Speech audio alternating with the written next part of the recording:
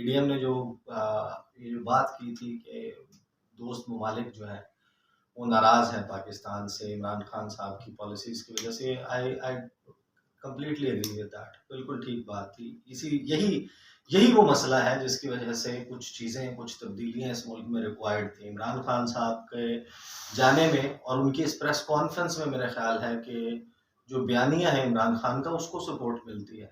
वो जिनको हम दोस्त समझते थे, वो दोस्त ममालिक नाराज़ हुए, वो किसी वजह से नाराज़ हुए। आपकी फ़ॉरेन पॉलिसी में जो तब्दीली आई 2018 से ऑनवर्ड्स, उसकी वजह से ज़ाहिर है कि नाराज़ होना बनता था। पाकिस्तान कम पॉलिटिक्स करता रहा, पाकिस्तान मगरिब के, अमेरिका की ईमा पर, इशारों पर अपनी पॉलिसीज़ बनाता रहा। ये पाकिस्तान की तारीख़ का हिस्सा है।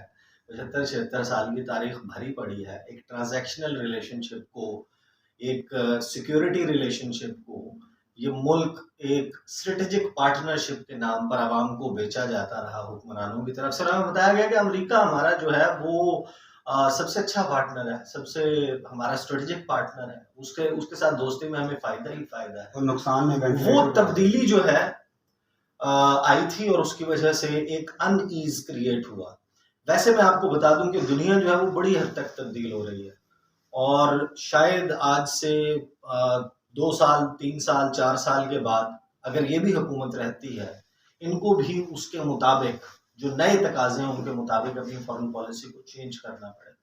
पाकिस्तान की हम जो सबसे बड़ी स्ट्रेंथ कहते हैं, आपने सुना होगा अक्सर, पाकिस्तान की सबसे बड़ी स्ट्रेंथ क्या है? पाकिस्तान की सबसे बड़ी कुव्वत, सबसे बड़ी ताकत, पाकिस्तान का जोग्राफिया। पाकिस्तान की ज्योग्राफी जो है रीजन में, दुनिया के मैप पे पाकिस्तान जिस जगह पर है, इसको इग्नोर नहीं किया जा सकता। ये जो है वो मिडल ईस्ट के बाद एक बड़ा इम्पोर्टेंट जो है वो इस मकाम के ऊपर है। ये आपकी जो ईस्ट और वेस्ट की कनेक्टिविटी है, चाइना पाकिस्तान इकोनॉमिक कॉरिडोर के जरिए, बेल्ट एंड रोड इनिशिएटिव के जरिए वो जो है फराहम करता है। अफगानिस्तान के साथ लगता है, इंडिया के साथ, ईरान के साथ, चाइना के साथ, लाइक जो दुनिया के बहुत अहम तरीन ममालिक हैं हर एतबार से।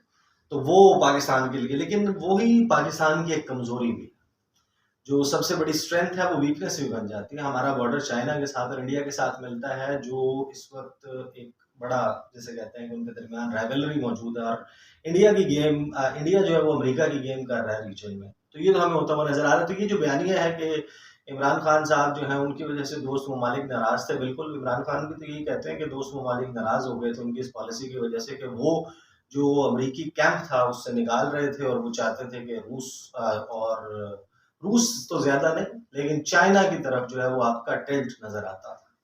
और ये एक डिबेटेबल सब्जेक्ट है कि वो दुरुस्त था या नहीं था, उसका लॉन्ग टर्म में बेनिफिट है। इस तरफ भी आते हैं चाइना के साथ जो हमारे बायलैटरल रिलेशनशिप है।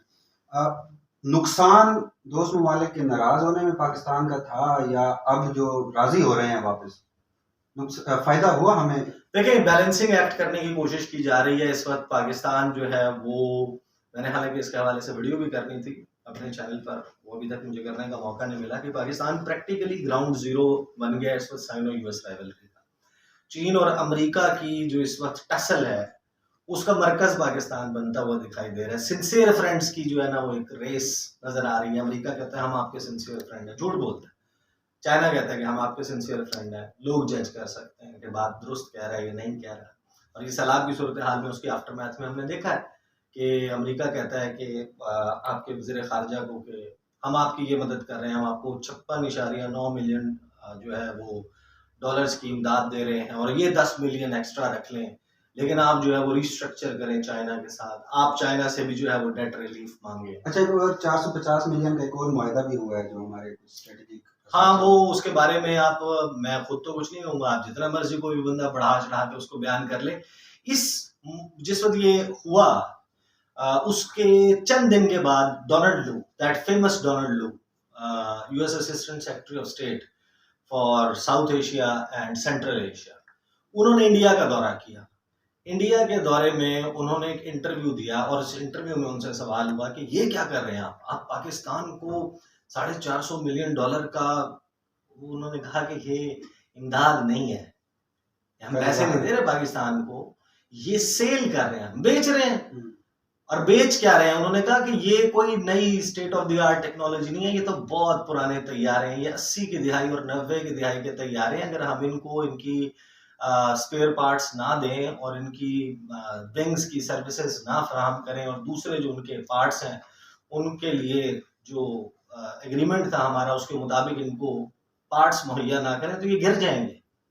यानी कि यूजलेस हो जाएंगे। ये नहीं गिर गिर जाएंगे। उन्होंने ये कहा उनके तबाह हो जाएंगे, ये उड़ते हुए जो है वो बन जाएंगे, फ्लाइंग कॉफिन्स बन जाएंगे। ये टर्मिनोलॉजी नहीं इस्तेमाल की, ये तो इंडिया के तैयारों के हवाले से होती है, लेकिन बात उन्होंने यही की। उन्होंने कहा कि ये तो हम इस वजह से दे रहे हैं। तो और साथ ही उन्होंने कहा कि ना कोई नई टेक्नोलॉजी दे रहे हैं पाकिस्तान को, ना कोई पाकिस्तान को इमदाद दी जा रही है, इट्स प्योर बिजनेस। तो this is what they are doing. ये बेसिकली जो है उसकी बैग के ऊपर स्टोरी है, वो ये है। अब हम उसको कितनी खुशियां मनाएं, उसको ओवर प्रोजेक्ट करें कि जनाब अमेरिका ने को बहुत बड़ा एहसान अजीम कर दिया, वो कारोबार कर रहा है, वो बेच रहा है, हम पैसे दे रहे हैं। तो हमें सोचना चाहिए कि $450 मिलियन हम कहाँ से निकाल के दे रहे हैं। अच्छा चले, अभी वज़ीर आज़म शहबाज शरीफ जो हैं उन्होंने अमेरिका का दौरा भी किया, बरतानिया का दौरा भी किया और यहाँ आके बड़े ढोल बजाए कि बड़े कामयाब दौरे रहे हैं वो।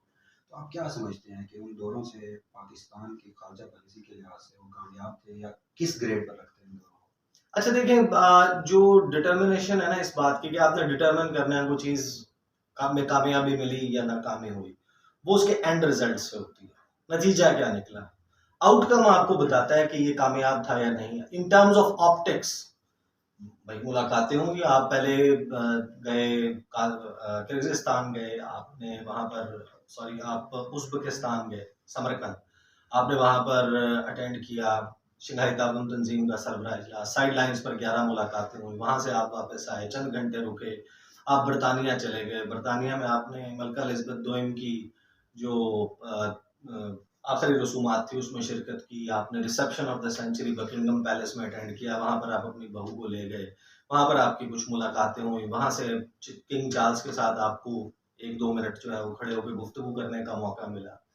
फिर आप वहां से निकल गए, आप न्यूयॉर्क पहुंचे। न्यूयॉर्क में आपकी सबसे पहले फ्रांस के सदर इमानुएल मैक्रोन से मुलाकात हुई, दीगर जो है वो ममालिक के साथ हुई। फिर बाइडन ने आपको एक रिसेप्शन में बुलाया, उसमें दुनिया के जितने भी ममालिक आए हुए थे उनको कहा कि आप हेड ऑफ डेलीगेशन +1 को भेज दें।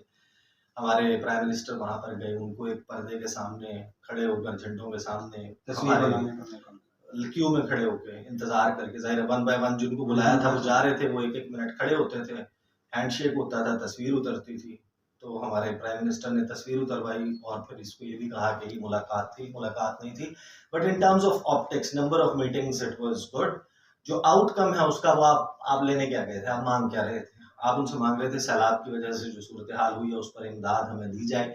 आप अक़वाम मुत्तहिदा की जो डिबेट हो रही थी जिसकी साइड लाइन्स पर आपने ये सारी बातें की, आप इसमें निकाल के देख लें कि किस मुल्क के सदर ने या वज़ीर आज़म ने या उनके वज़ीर ख़ारजा ने अक़वाम मुत्तहिदा जनरल असम्बली इजलास में पाकिस्तान में सलाह पर गुफ्तगू की। सऊदी अरब तक ने नहीं की। छोड़ दें इस बात को किसी और ने।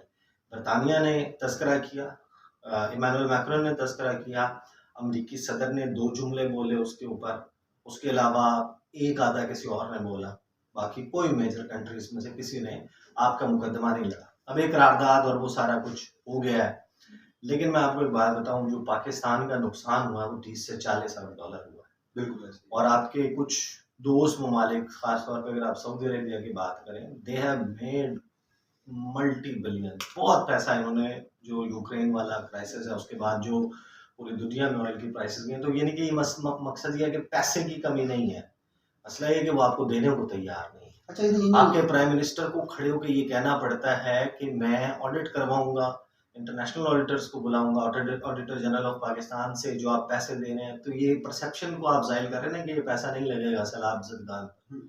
ये बेसिकली एक बड़ा अलार्म था। शुरू में इन्होंने एक दौरा किया सऊदी अरब का, हमारे जो हाई ऑफिशियल्स हैं, और कहा गया कि बहुत बड़ी इमदाद आ रही है, $8 अरब का कहा था ना, कहा गया था। तो क्या उसका आउटकम तो हमने नहीं देखा अभी तक। तो आउटकम हुआ ना, आउटकम ये हुआ कि उन्होंने कहा कि जो इमरान खान को हमने पैसे इमरान खान के दौर में दिए थे, स्टेट बैंक में रिजर्व्स में आपके रखवाए थे, वो हम वापस नहीं लेंगे।